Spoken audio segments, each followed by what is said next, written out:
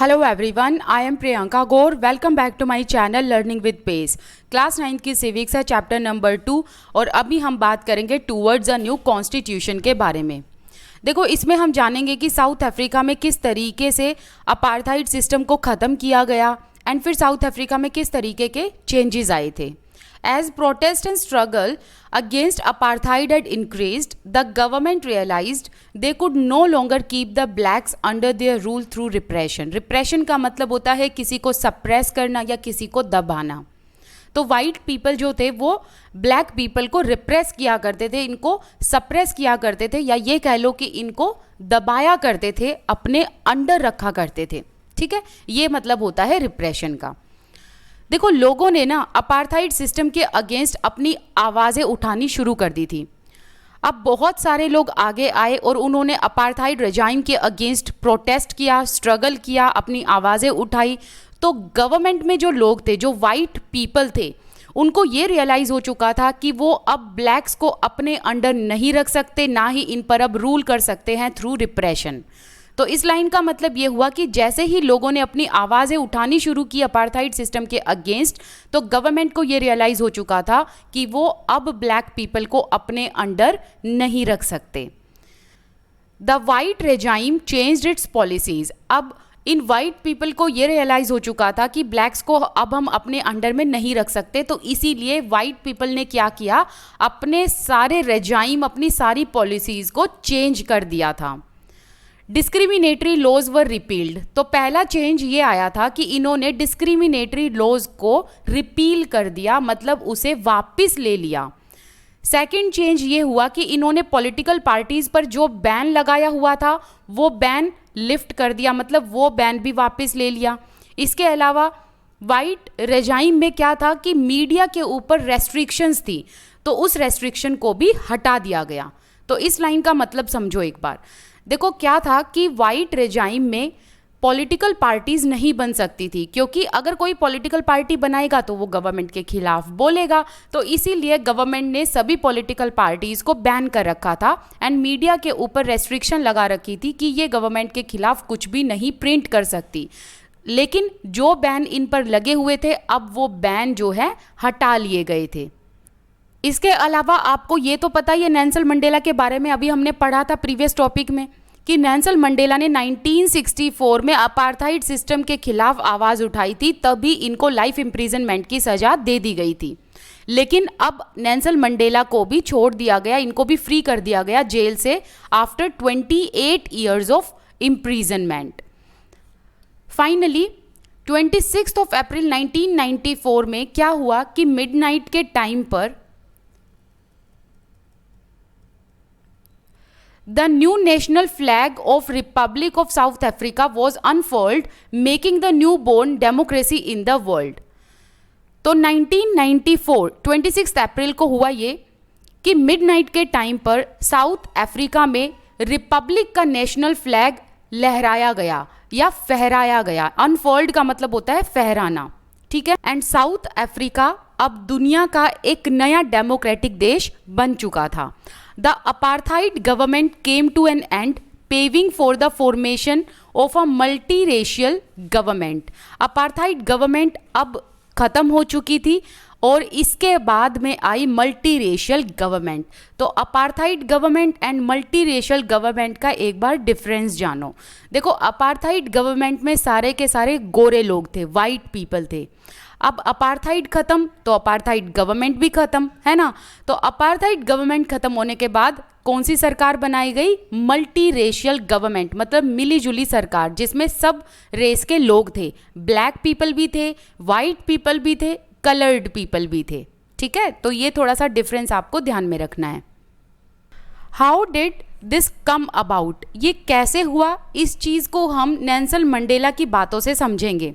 Nelson Mandela जो थे वो साउथ अफ्रीका के फर्स्ट प्रेसिडेंट थे एंड इन्होंने इस ट्रांजिशन पर कुछ बातें कही हैं, उन बातों को समझना जरूरी है। यहाँ पर देखो, ये है इनकी quote. Historical enemies. Historical enemies का मतलब क्या है कि वाइट एंड ब्लैक दोनों ही ग्रुप के लोग एक दूसरे के हिस्टोरिकल एनिमीज थे, दैट मीन्स सदियों से दुश्मन थे, right. But still they succeeded in negotiating a peaceful transition, लेकिन फिर भी इन दोनों ही ग्रुप के लोगों ने एक दूसरे के साथ नेगोशिएट किया, एक दूसरे के साथ समझौता किया और एक पीसफुल ट्रांजिशन किया फ्रॉम अपार्थाइड टू डेमोक्रेसी। कि साउथ अफ्रीका में पहले अपार्थाइड सिस्टम था और लेकिन अब अपार्थाइड सिस्टम को ख़त्म करके वहाँ पर डेमोक्रेसी ला दी गई। तो ये पीसफुल ट्रांजिशन कैसे हुआ, इसके पीछे रीज़न क्या है? Because they were prepared to accept the inherent capacity for goodness in other। इस लाइन का मतलब क्या है? इसका मतलब है कि जो ब्लैक एंड वाइट ये दोनों ही ग्रुप के जो लोग थे ना, इन्होंने एक दूसरे की गुडनेस में विश्वास दिखाया और इसी बिलीफ के कारण ये पीसफुल ट्रांजिशन हो पाया from apartheid to democracy. And फिर नेल्सन मंडेला कहते हैं कि मेरी यही विश है, दैट मीन्स कि मेरी यही इच्छा है कि जो साउथ अफ्रीकन्स है ना वो हमेशा दूसरों की गुडनेस में एक विश्वास दिखाएं, क्योंकि डेमोक्रेसी का जो मेन कॉर्नर स्टोन है, दैट मीन्स डेमोक्रेसी का जो मेन बेस है, मेन आधार है, वो यही है कि हमें ह्यूमन बीइंग्स में विश्वास दिखाना चाहिए और उस विश्वास को हमेशा चेरिश करना चाहिए। ठीक है। सो ऑल एंड ऑल ना नेल्सन मंडेला यहाँ पर ये कहना चाहते हैं कि हमेशा दूसरों में विश्वास दिखाना इसलिए चाहिए क्योंकि हर एक इंसान में गुडनेस होती है, हर एक इंसान में किसी न किसी तरीके की भलाई होती है और उस चीज़ में अगर हम बिलीफ दिखाते हैं तो पीसफुल तरीके से हर चीज़ हो सकती है। After the emergence of new democratic south Africa जब एक नया डेमोक्रेटिक देश बन गया था, तो इस टाइम पर जो ब्लैक लीडर्स थे ना, इन्होंने अपने ब्लैक फेलो पीपल को ये कहा था कि वाइट पीपल ने जो भी हमारे साथ एट्रोसिटीज़ किया है, मतलब जो भी अत्याचार किया, एट्रोसिटी का मतलब होता है किसी पर अत्याचार करना, किसी को परेशान करना। तो ब्लैक लीडर्स ने अपने फेलो ब्लैक पीपल को ये कहा कि वाइट पीपल ने जो भी हमारे साथ अत्याचार किए हैं उन सभी एट्रोसिटीज़ को आप लोग भूल जाओ। And they said let us build a new South Africa based on equality of all races, men and women। And फिर इन ब्लैक लीडर्स ने ये कहा कि हमें साथ में मिलकर एक ऐसा नया साउथ अफ्रीका बनाना है जिसमें सभी लोगों को इक्वालिटी मिले, चाहे मैन हो विमेन हो, सभी रेस के लोगों को इक्वालिटी मिले, चाहे वो ब्लैक पीपल हो, वाइट पीपल हो, मिक्स्ड कलर पीपल हो, राइट। इसके अलावा डेमोक्रेटिक वैल्यूज़ दी जानी चाहिए सभी को, सोशल जस्टिस मिलना चाहिए सभी को, एंड सभी लोगों के पास ह्यूमन राइट्स हो एंड वो सभी ह्यूमन राइट्स इक्वल हों सभी के पास, किसी के साथ कोई भी डिस्क्रिमिनेशन नहीं किया जाएगा। The party that ruled through oppression and brutal killings and the party that led the freedom struggle set together to draw up a common constitution. इस लाइन को ध्यान से समझना, यहाँ पर दो पार्टी की बात हुई है, एक तो वो पार्टी जो वाइट पीपल की थी एंड एक वो पार्टी जो ब्लैक पीपल की थी। ठीक है। जो पार्टी वाइट पीपल की थी, इन्होंने लोगों को ऑप्रेस किया, सप्रेस किया एंड ब्रूटल किलिंग्स की, लोगों को मरवाया एंड फिर जाकर रूल किया था। एंड दूसरी पार्टी वो थी जो डिस्क्रिमिनेटरी लॉज के अगेंस्ट लड़ रही थी, फ्रीडम स्ट्रगल के लिए लड़ रही थी, इसके अलावा अपार्थाइड सिस्टम के लिए लड़ रही थी।